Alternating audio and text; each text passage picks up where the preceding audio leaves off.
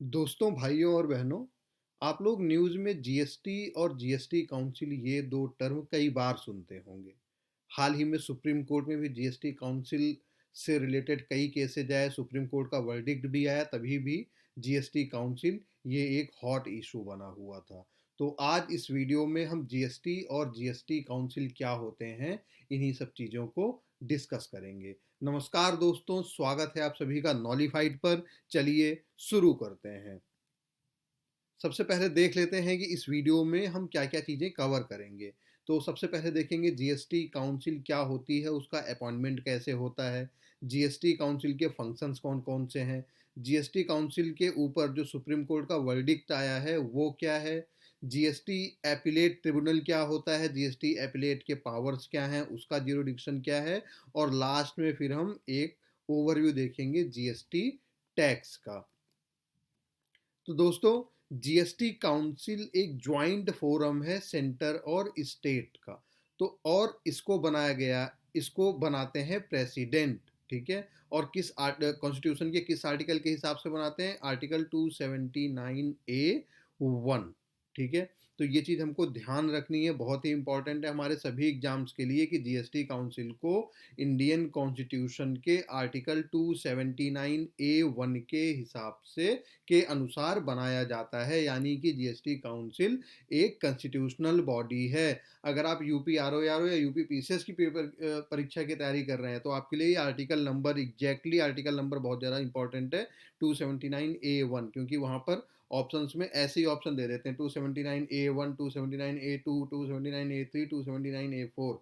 तो हमको exact article number याद रहना चाहिए कि जीएसटी काउंसिल को 279A(1) के अनुसार बनाया जाता है।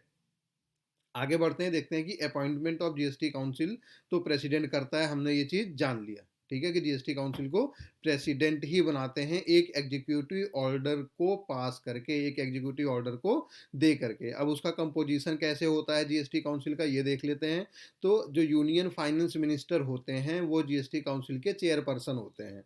और जो दूसरे यूनियन मिनिस्टर्स होते हैं रेवेन्यू या फाइनेंस के, ठीक है, ये इसके मेंबर्स होते हैं, रेवेन्यू और फाइनेंस के मिनिस्टर्स। और जितने भी राज्य हैं वहाँ के जितने भी फाइनेंस मिनिस्टर या टैक्सेशन से रिलेटेड जितने भी मिनिस्टर्स हैं वो इसके मेंबर्स होते हैं। अगर उस राज्य में कोई फाइनेंस मिनिस्टर या कोई टैक्सेशन रेवेन्यू का मिनिस्टर नहीं है तो वहाँ की जो राज्य सरकार है वो किसी दूसरे मंत्री को नॉमिनेट करती है जो कि जीएसटी काउंसिल का मेंबर होता है। तो ये चीज़ आपको समझ में आई। सबसे पहली चीज़, जीएसटी काउंसिल एक स्टेट और सेंटर का ज्वाइंट फोरम है।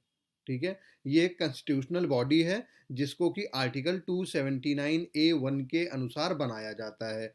इसका अपॉइंटमेंट करते हैं प्रेसिडेंट एक एग्जीक्यूटिव ऑर्डर को पास करके। इसका कंपोजिशन कैसा होता है कि जो यूनियन फाइनेंस मिनिस्टर होते हैं वो होते हैं इसके चेयरपर्सन। जो यूनियन में अदर मिनिस्टर्स होते हैं फाइनेंस से रिलेटेड, जैसे रेवेन्यू हो गया या कोई दूसरा डिपार्टमेंट हो गया, वो इसके होते हैं मेंबर। और जो इसके तीसरे मेंबर्स होते हैं वो होते हैं जो सभी राज्य हैं वहाँ के वित्त मंत्री या रेवेन्यू मंत्री या ऐसे मंत्री जिनको कि वो राज्य सरकार नॉमिनेट करती है कि हमारे यहाँ से ये मंत्री जीएसटी काउंसिल के मेंबर होंगे। तो इस तरीके से बनता है जीएसटी काउंसिल। आगे बढ़ते हैं, ये देखते हैं कि जो जीएसटी काउंसिल है इसका जो वाइस चेयरपर्सन होता है वो जो स्टेट रिप्रेजेंटेटिव होते हैं, यानी कि जो स्टेट के मिनिस्टर्स जीएसटी काउंसिल के मेंबर्स होते हैं उनमें से कोई एक बनता है, और वो 1 साल के लिए बनता है और रोटेट होते रहते हैं। वहाँ पर वाइस प्रेसिडेंट का एक रोटेशनल सिस्टम चलता रहता है। ठीक है। जो central board of excise and customs है उसके जो चेयरपर्सन होते हैं वो परमानेंट इनवाइटी होते हैं जीएसटी काउंसिल में, लेकिन उनके पास कोई भी वोटिंग राइट्स नहीं होते हैं, वो जीएसटी के किसी भी मामले में वोट नहीं दे पाते हैं। और जो रेवेन्यू डिपार्टमेंट के सेक्रेटरी होते हैं, भारत सरकार के रेवेन्यू डिपार्टमेंट के जो सेक्रेटरी होते हैं वो एक्स ऑफिसियो सेक्रेटरी होते हैं जीएसटी काउंसिल के। तो इस तरीके से बनती है जीएसटी काउंसिल। यहाँ पर मैंने आपको जितने भी पॉइंट्स बताए ये सारे पॉइंट्स बहुत इंपॉर्टेंट हैं, इन सारे पॉइंट्स पे एग्जाम में क्वेश्चन आ सकते हैं, तो हमको ये चीज ध्यान रखनी है। आगे बढ़ते हैं, जीएसटी काउंसिल के फंक्शन देख लेते हैं।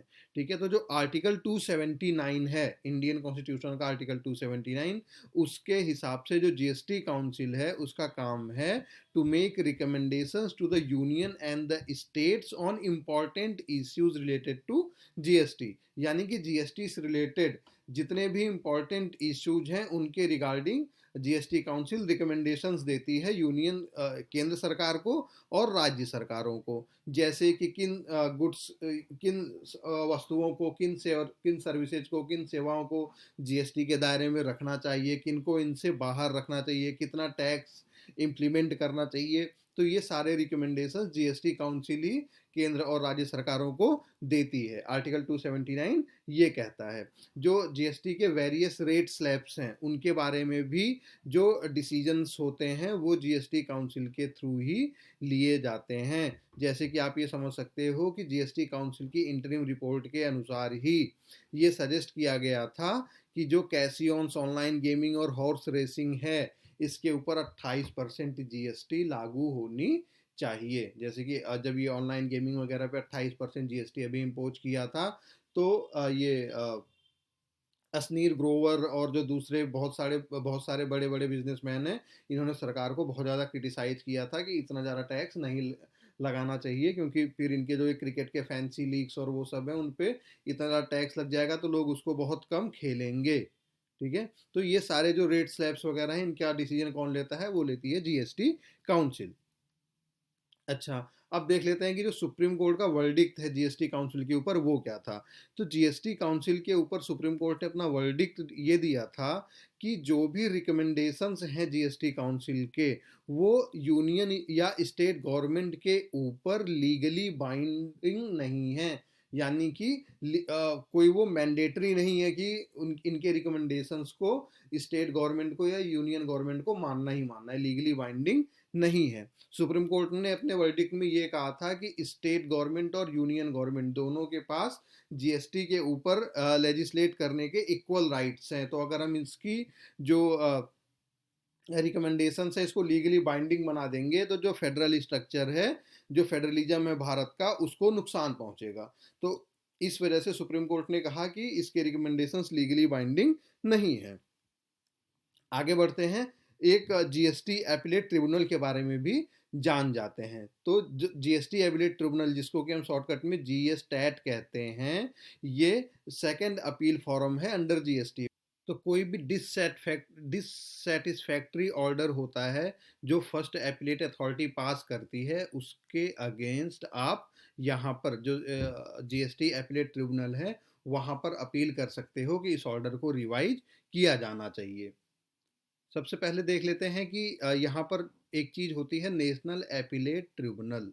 ठीक है, ये जो नेशनल एपिलेट ट्रिब्यूनल है ये पहला कॉमन फोरम है to resolve disputes between the centre and the states. ठीक है, being a common forum it is duty of the GST appellate tribunal to ensure uniformity in the redressal of dispute arising under GST. ठीक है, तो जो GST appellate tribunal है ये इसकी जिम्मेदारी है कि ये सेंटर और स्टेट के बीच में जीएसटी से रिलेटेड अगर कोई भी इशू भी क्रिएट होता है, कोई भी प्रॉब्लम क्रिएट होती है, तो उसको बिल्कुल निष्पक्ष होकर के रिजॉल्व करे।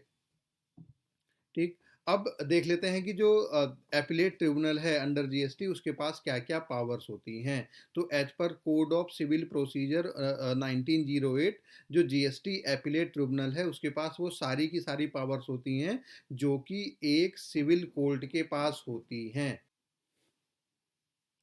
तो जीएसटी एपिलेट ट्रिब्यूनल के पास अपील्स को सुनने की पावर होती है, ऑर्डर्स और डायरेक्शन देने की पावर होती है, और ये ऑर्डर्स और डायरेक्शन इस नेचर के भी हो सकते हैं जिसमें जो ड्यू अमाउंट है उनकी रिकवरी की जाए। इसके जो ऑर्डर्स हैं उसके इन्फोर्समेंट के लिए जो भी ज़रूरी ऑर्डर्स हैं, या मिस्टेक्स को रेटिफाई करने के लिए जो ज़रूरी ऑर्डर्स और जो ज़रूरी कदम है, इस तरीके की चीज़ें एपिलेट ट्रिब्यूनल अपने ऑर्डर्स में दे सकती है। ठीक है, इसके पास पेनल्टीज़ को लगाने की पावर होती है, किसी भी रजिस्ट्रेशन को कैंसिल या रिवोक करने की पावर होती है, ठीक है। ऐसे बहुत सारे मेजर्स उठाने की पावर होती है, ऑर्डर देने की पावर होती है, जो कि जो जीएसटी लॉज हैं उनको कंप्लाई करने के लिए ज़रूरी होते हैं। तो जीएसटी जो ट्रिब्यूनल, एपीलेट ट्रिब्यूनल है, उसके पास एक सिविल कोर्ट के बराबर ही अधिकांशतः पावर्स होती हैं, ठीक। अब जरा ज्यूरिडिक्शन देख लेते हैं कि जो जीएसटी एपीलेट ट्रिब्यूनल है उसका ज्यूरिडिक्शन क्या है, ठीक है। The jurisdiction of the appellate tribunal extends to all the cases where an appeal has been filed against an order, decision or direction of a lower authority under the GST laws, ठीक है। तो ये सारे के सारे जो cases हैं वो जीएसटी एपीलेट ट्रिब्यूनल के अंदर ही आते हैं, ठीक है। और ट्रिब्यूनल के पास उन सारे केसेस को सुनने की पावर है जिसमें कि जीएसटी टैक्सेस रिलेटेड, इनके डिटर्मिनेशन ऑफ लाइबिलिटी से रिलेटेड, या इम्पोजिशन ऑफ पेनल्टीज या अदर मैटर्स जो जीएसटी के हैं, वो सारे के सारे जो केसेज हैं उन सब की सुनवाई जीएसटी जो एपीलेट ट्रिब्यूनल है उसके अंतर्गत हो सकता है। ये चीज़ हमको ध्यान में रखनी है। इसका कॉन्स्टिट्यूशन कैसे होता है एक बार ये देख लेते हैं, ठीक है। तो सबसे पहले इसमें एक नेशनल बेंच होता है। ये जो नेशनल बेंच है, जिसको हम द नेशनल एपीलेट ट्रिब्यूनल कहते हैं, ये नई दिल्ली में सिचुएटेड है, ठीक है। इसमें एक नेशनल प्रेसिडेंट होता है जो कि इसका हेड होता है, और इसके दो टेक्निकल मेंबर्स होते हैं, एक मेंबर होता है सेंटर से और एक मेंबर होता है हर एक स्टेट से, ठीक है। तो एक चीज हमको ये ध्यान रखनी है कि नेशनल बेंच का हेडक्वार्टर कहाँ पर है, नई दिल्ली में, और इसमें 3 लोग होते हैं, एक हेड होता है और 2 अलग से मेंबर्स होते हैं। अब रीजनल बेंचेस देख लेते हैं, ठीक है। तो on the recommendation of GST council, केवल जीएसटी काउंसिल की रिकमेंडेशन पे गवर्नमेंट कई सारे रीजनल बेंचेस को कंस्टिट्यूट कर सकती है, बना सकती है। अभी एज ऑफ नाउ केवल 3 रीजनल बेंचेज हैं, एक है मुंबई में, एक है कोलकाता में और एक है हैदराबाद में, ठीक है। ईच बेंच कंस्टिट्यूट से judicial member and 2 technical members, ठीक है। तो ये जितनी भी 3 रीजनल बेंचेज हैं इसमें 3 लोग हैं, एक तो इसका जुडिशियल मेंबर होते हैं और 2 टेक्निकल मेंबर होते हैं, एक स्टेट से और एक सेंटर से, जैसे नेशनल ट्रिब्यूनल में होता है, ठीक है। अच्छा, गवर्नमेंट स्टेट बेंचेज और एरिया बेंचेज भी बहुत सारी बना सकती है, किसके रिकमेंडेशन पे, जीएसटी काउंसिल के रिकमेंडेशन पे। आगे बढ़ते हैं, एक बार ना जीएसटी को रिवाइज कर लेते हैं कि गुड्स एंड सर्विसेज टैक्सेस क्या होते हैं, ठीक। तो एक चीज़ हमको पता है कि जीएसटी ये इंट्रोड्यूस किया था 101 101वें कॉन्स्टिट्यूशनल अमेंडमेंट एक्ट ऑफ 2016 से। बहुत इंपॉर्टेंट इन्फॉर्मेशन है, ये याद रखना है कि 101वां संविधान संशोधन विधेयक 2016 से जीएसटी को इंट्रोड्यूस किया गया था। ये एक बिगेस्ट इनडायरेक्ट टैक्सेस रिफॉर्म है, हमको पता है। और ये किस लाइन पे है, वन नेशन वन टैक्स के लाइन पर है। और जीएसटी ने जितने भी इनडायरेक्ट टैक्सेस थे, जैसे excise duty, VAT, service tax, luxury tax, इन सबको कंबाइन कर दिया, ठीक है। और ये एक कंजम्पशन टैक्स है, ये भी याद रखना। ये एक बार एग्जाम में पूछा गया था यूपीपीसीएस में ही कि जीएसटी का नेचर कैसा है। तो जीएसटी कैसा टैक्स है, कंजम्पशन टैक्स है। क्यों? क्योंकि इसको जो फाइनल कंजम्पशन पॉइंट होता है वहां पर लगाया जाता है। तो जीएसटी का नेचर एक कंजम्पशन टैक्स का है, ठीक है। टैक्स स्ट्रक्चर देख लेते हैं कि जीएसटी में कैसा होता है। एक सेंट्रल जीएसटी होता है जो कि जितने भी पहले सेंट्रल के इनडायरेक्ट टैक्सेस थे, जैसे कि excise duty, service tax etcetera, उनको कवर करता है। एक होता है स्टेट जीएसटी जो कि कवर करता है वैट, लग्जरी टैक्स और दूसरे टैक्सेस को। और तीसरा होता है इंटीग्रेटेड जीएसटी, जिसको आईजीएसटी कहते हैं। ये इंटर स्टेट ट्रेड को कवर करता है। तो आईजीएसटी जो है ये एक टैक्स नहीं है बल्कि एक सिस्टम है जो कि स्टेट और यूनियन टैक्सेस के बीच में कोऑर्डिनेशन करता है, ठीक है। और जीएसटी में 4 टायर का टैक्स स्ट्रक्चर है, याद रखना है 4 टायर का टैक्स स्ट्रक्चर है, यानी कि इसमें 4 स्लैब हैं। एक 5%, 12%, 18% और 28%। 5, 12, 18, 28, ये हमको याद रखना है। आइए देख लेते हैं कि पिछले सालों में यूपीएससी में बेसिकली जीएसटी से कैसे कैसे क्वेश्चंस पूछे गए। तो 2022 में यूपीएससी में ये क्वेश्चन पूछा गया था, which of the following situation best reflect indirect transfers often talked about the media recently with reference to India। तो an Indian company investing in a foreign, ये आप यहाँ पर सारे ऑप्शंस पढ़ सकते हैं और इसका जो भी करेक्ट आंसर है वो आपको कमेंट में ज़रूर बताना। कमेंट में हम भी इन सारे क्वेश्चंस के सही आंसर को पिन कर देंगे, आप वहाँ से मैच कर सकते हैं।